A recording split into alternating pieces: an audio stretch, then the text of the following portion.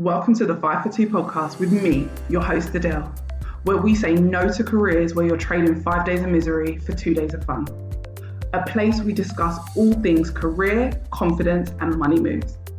I want to motivate, teach, and empower ambitious women to achieve more, earn more, feel more confident, and enjoy the work they do. It's all about believing you can have everything you want in your career and then going and getting it. So if you're ready, let's get into it.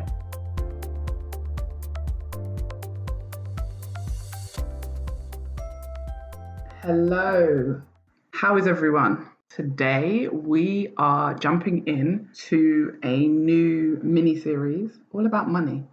You guys know money is one of my favorite things to talk about because we should be getting more of it. We work hard, so we should be earning the money we want to build the life we want, to live the way we want, and we shouldn't have to stress about money. So let's get you paid. I want to kick it off a little bit different. Like I could kick it off with negotiation or kick it off with there's so many things I could kick it off with. Obviously confidence being number one up there. But I want to kick it off with, are you hard to replace?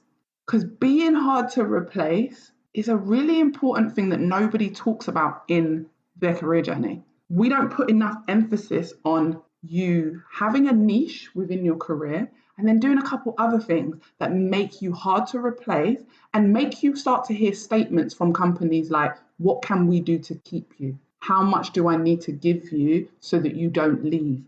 You want to hear that. Who don't want to hear that? Who don't feel good when they hear that? When money is tied to it, I feel good.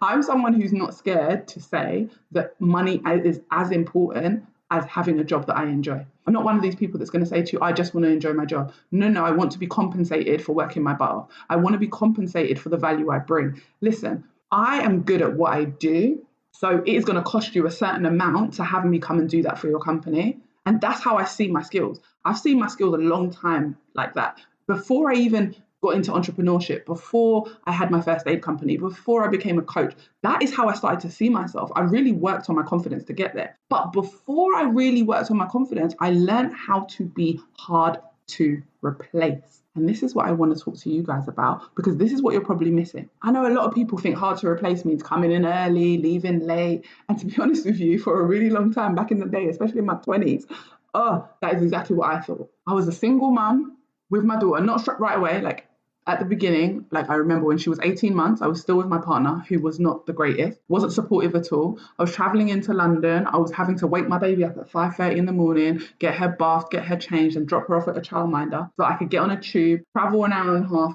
into London so that I could work at my job. And I always remember the whole, I always was early. I also hate being late, so that's another reason I was early. But I was always early, I always stayed late, I always wanted to make an impression. And in between the coming in early and staying late, I was doing a lot of work that was making me hard to replace, but I didn't realise it at the time. I wasn't conscious of it. Now I'm very conscious of the things that you do. But coming in early and leaving late, that ain't nothing. Your boss don't care. Because there's people that will come in late and you're thinking to yourself, they're always late, why haven't they been sacked?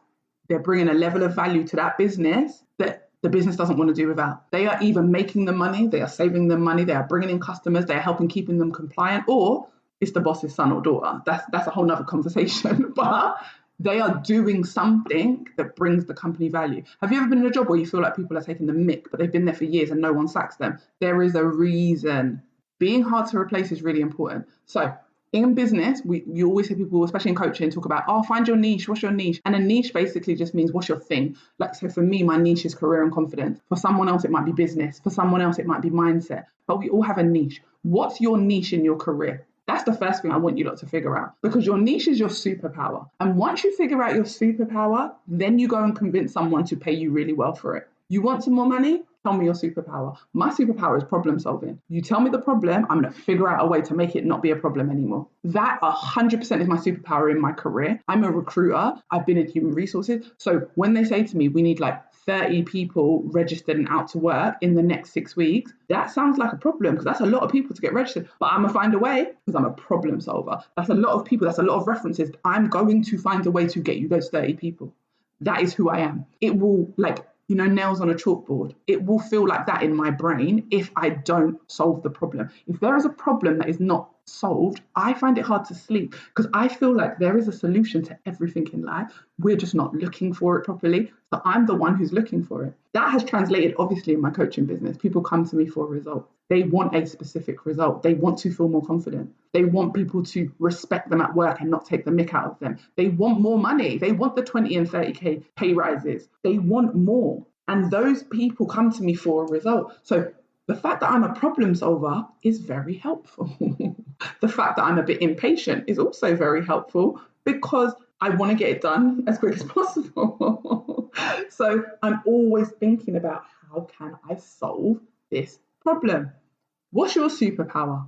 If you're listening to this right now and I was face to face with you and I said to you, what are you great at work? Just one thing. Because we try to be good at so many things and that's the problem. And then we start beating ourselves up when we're not great at everything. And we're like, oh, I'm crap. No, you're not crap. You're just not great at everything, which is normal. What are you great at? What's your thing? And I don't want you to overthink it. If your thing is administration, I want you to own it. If your thing is social media, I want you to own it.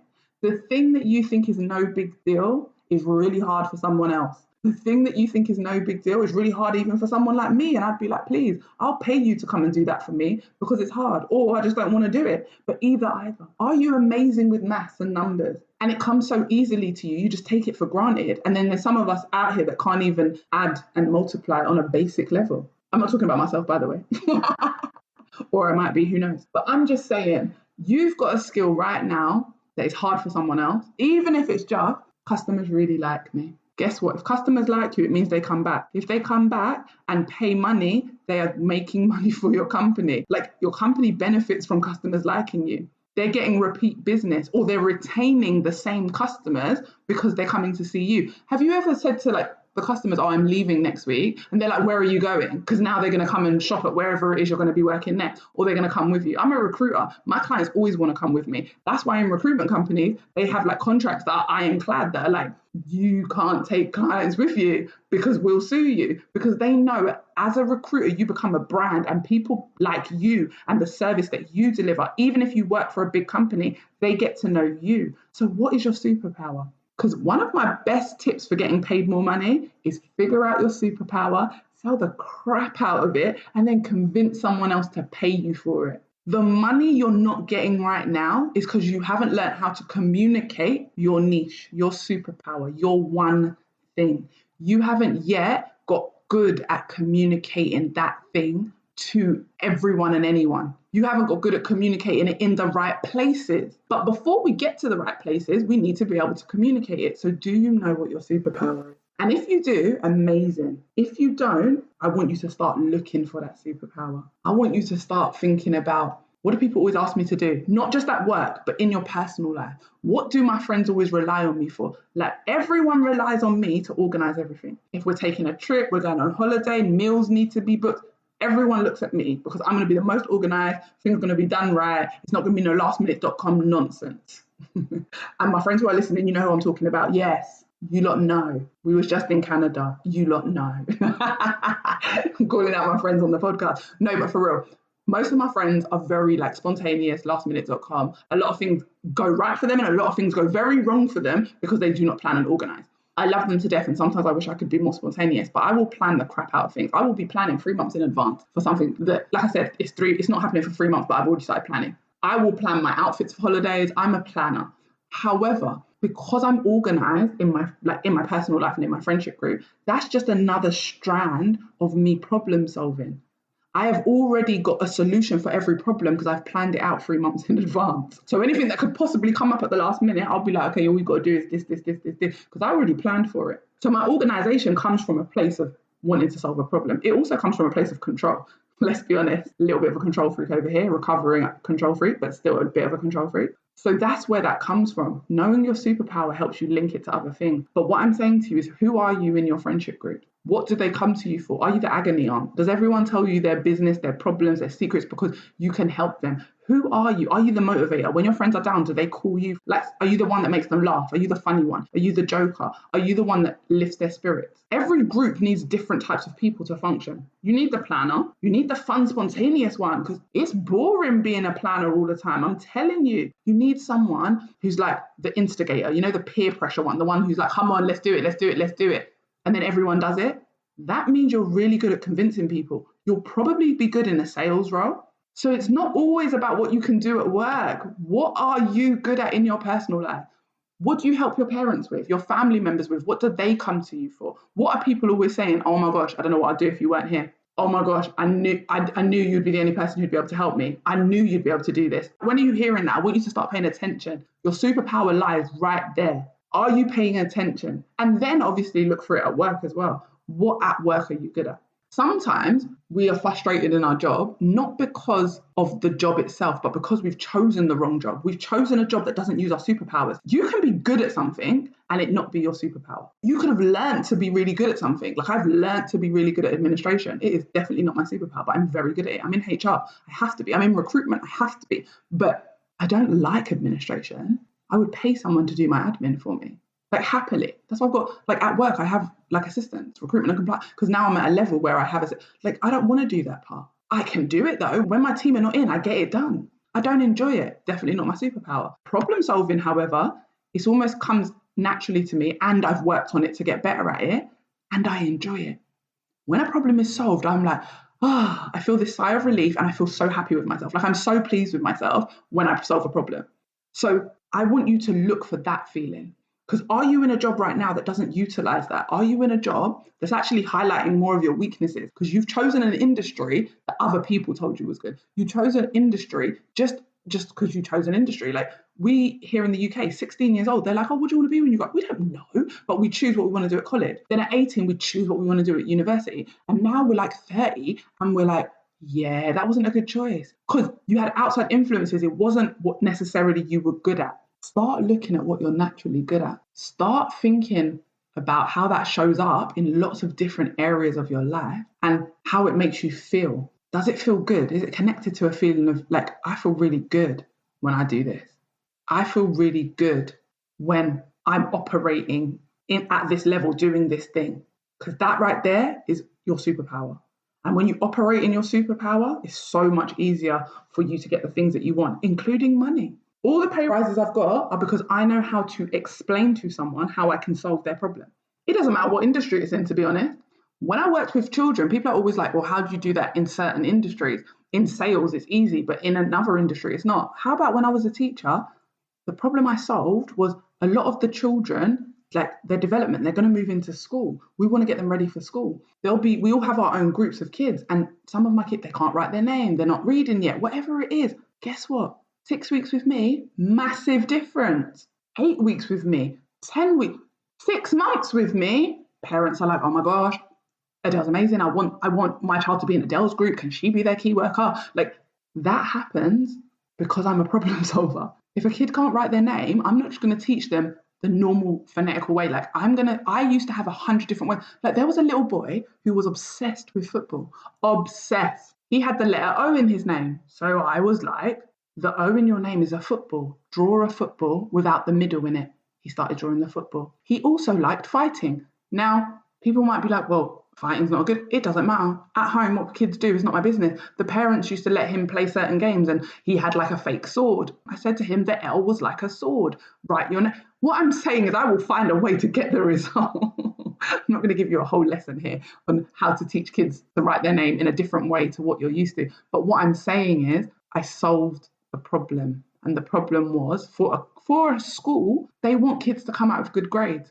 They want children to develop. They want parents to be happy with the service they're receiving and with the development their child's getting. That's why we go to school, right? We go to school to get educated. So if you can show how your superpower delivers that value, that creates a demand, right? That creates the first part of you being hard to replace. Because that's not it. And I promise you that's not it. Having a superpower will get you paid more money, 100%. That ties into you being hard to replace. But how you take it to the next level is first, you know your superpower. Superpower should be something that's quite easy for you because it's quite natural when you love doing it. So me problem solving, quite natural, quite easy. That's my superpower. But I now want to also use that to be hard to replace. If I'm easy to replace and everyone can do what I do, then it's going to be harder for me to ask for more money, and it's going to be easier for them to get someone else to do what I do for cheaper because they're going to be like, well, you've been here a long time. This other person will come and do it for less. Or am I making sense? So what you want to start doing is what else can you do on top of your job? And I don't mean to burn yourself out, Because within your job description, I just want you to be clear. You don't need to do everything that's in your job description. You just need to do the activities that deliver the result that the company wants. Yes, you need to do the tasks that they want you to do, but the only thing you need to put the most work into is the part of those tasks that deliver the biggest result. We spend a lot of time doing busy work at work, like a lot of nonsense that actually doesn't even contribute to what they want you to do. That's why the person who's coming in late has got kind of sometimes a bad attitude, is always making jokes and being really loud in the office, is getting away with so much, is because they've realized what part of their job is the most important to their boss and they just do more of that. Once you're already doing that and you've got capacity to do more, when I say do more, I don't mean just randomly add on to your job. I mean do little extra things that make you hard to replace. So for instance, I am in recruitment. I'm a recruiter. I get people jobs. I speak to people. I help my company make a lot of money because we get paid to recruit for other companies. My boss didn't really love doing payroll that much. We're a small company, didn't enjoy it that much, but she always got it done. I started to help with payroll. Why? Because if I can do recruitment and payroll, oh, guess what? It's a bit harder to replace me now because you pay me to be a recruiter, but I can also help out with other stuff. I wish sometimes I was really good with computers so that when our computers stopped working, I could help fix them because guess what? That's another little thing I can help with. When you start adding on the extras, then this is what happens. Your boss or your company starts to think, yeah, she's a good recruiter. There's other good recruiters out there, but guess what? Not only is she a good recruiter, she helps me with payroll. She helps me do some of my admin duties because my boss hates doing some of her admin duties. She hates like responding to her emails. Sometimes I'd be like, do you want me to just respond to those emails or call back those clients for you? I'd call back the clients for her. I tell you why, then I'm becoming hard to replace because not only do I do my job well, I help you out. I do little extra bits. And those extra bits are what people look at me and think like, oh, do you know what? Oh, if Adele leaves, do you know what? It's going to, yeah, I'll be able to find another recruiter, but I'm not going to have someone who's going to help me with payroll, help me with admin. But okay, let me just give her a little bit of extra money. And voila, that's how you get paid more. Because now you've become hard to replace. You're not irreplaceable. I just want to be clear. I'm not irreplaceable. Of course, I can be replaced. Of course, you leave jobs every day and new people come and the company still carries on. But when you're hard to replace, your boss just can't be bothered. They don't want to interview someone new and be like, listen, Adele can already do it. She already does it really well. And she does extra stuff. Let's just give her a little bit extra money to stay if that's all she wants. Let's give her some more benefits to stay. Let's ask her, what do you need from us so that we don't lose you? Because also, you know what they're thinking? I'm going to lose her to a rival company or another company, and she's going to go there and do all this amazing stuff when she can just stay here and do it for me. That's how you become hard to replace, guys. Hard to replace is knowing your superpower, but then also knowing how to do little extra things. And I know some people probably listening saying like, oh, that would just burn you out, blah, blah, blah. Okay, I'm not talking to you. If that's how you feel, then don't do it. Also, if that's how you feel, let me know how that's working for you right now. The people I know and the people I speak to and the people that are the hardest to replace and the people that are most respected in their company, firstly, deliver the most value and the results that the company want. But secondly, do little extra things. You know, you always hear that thing, jack of all trades, master of none. Now, that's not what I want, and that's not what I want for you. I do want you to be a little bit of a jack of all trades, but I want you to master your superpower. So be a master of your superpower so you can communicate it, you can tell someone how it will help them, you can show them what you're great at. But then, yeah, a little bit of jack of all trades. I can do a little bit of everything at my company. Literally a little bit of everything. I'm a manager, so I motivate my team. I lead a team. I teach other people to get the same results I get and better. Like I've trained some staff to get better results than I can get. I also get results myself. So not only am I motivating and training a team, I'm also doing it myself. On top of that, I'm supporting with payroll. I'm supporting with client calls that don't belong to me. I'm doing things that make other people's life easier within my company. And that results in me being hard to replace. You can do that in every job. And every job, once I had learned it, every job I went to after that, I have got pay rises within 3 months, 6 months. I'll have like 2, 3 pay rises in 1 year. I've had insane bonuses because I've realized that, oh, they throw money at you when they think it's hard to replace you. They hate when you're off or they hate when you go on holiday. They feel like everything's falling apart. And it's not, because the work still gets done, but what happens is it's harder. Something that was easy for you is harder for them because it's not their superpower. It's not how they've taught themselves. So now they've got to pick up and it's hard. They can't do it like you or as quick as you. It still gets done, like I said, but the way you do it, how fast you do it, the level you do it at. Make yourself hard to replace and start making some more money. Figure out your superpower first, convince someone to pay you for it, then figure out what else you can help them with to make their life easier, and then use that value that you're bringing to get more money. This is how I have clients that start jobs and have already got a pay rise. So they leave one job and now they're in a new job that's paying them 20K more. And then 3 months later, they get another pay rise. And they message me and are like, oh my gosh, I just got another pay rise. I did what you always tell us to do. I call this asset activity. Show off your proven asset activity. That is doing extra things that help people and working your superpower, working the crap out of it. So people are like, oh my gosh, she's so good at this thing. I'm really not here trying to be good at everything. I'm trying to show you why the one thing I'm good at is the one thing you need. And when your focus is on that, you spend less time worrying about what you can't do. You spend less time putting yourself down and saying that you're no good. You spend less time worrying about, do I need another qualification? Do I need some more experience? And you realize, let me just get even better at my superpower and let me get even better at communicating how that superpower can help a company so that they can pay me to come and do it for them. When you go for interview, that's all you're doing. When you go for interview, you're selling your superpower. You're selling your potential. When you start your job, all your asset activities are you using your superpower and then doing the little extra things that you can do outside of your job description or on top of your job description to show off, oh, I can help you in more than one way. It's going to be really hard to replace me. You might be able to find someone who can do this part of my job, but what about all the other stuff that I help out with? A lot of you are already hard to replace, but you just haven't used it to your advantage. You just haven't gone and said to your boss, I want a pay rise. And you haven't had the confidence to thinking to yourself, I already do so much. It's in their best interest to pay me more. But because you haven't got to that level yet, you're not asking for what you deserve. You're doubting yourself and you're putting yourself down. So this is the start of, like I said, the whole money, let's get you paid series. This is just part one. You already know we're going to have parts about how to negotiate. I'm going to be talking to you guys how your level of confidence will get you more money than another qualification or some more experience. Like, you don't need years more experience. You can get what you want now. It's just, are you confident? Do you believe in everything you bring to the table? Are you suffering with imposter syndrome? We're going to talk about it all. But I just wanted to start off here because the sooner you become harder to replace, the easier it will be for you to get the money you want right now where you are. Not having to change jobs, right now where you are, you can get the money you want. And even if changing career, changing jobs, going to a new company is the dream, why not get what you can now, as well as when you leave and go to the new company? Make the most of every situation, whether it's a situation you're staying in or not. Make the most of where you are today, get paid some money, and then you can leave and get paid even more money somewhere else. I cannot wait to keep talking about money and how we can make more of it. Because as women, we need to get as much of it into our pockets as we can. I feel like we are better at handling it. Not all of us, but we can be. We're better at handling it. We use it to provide for ourselves, our families, the life, like whatever. We use it for so many things. So we need enough of it that we shouldn't have to worry about it and be stressed about it. So this has been great, guys. Start becoming hard to replace.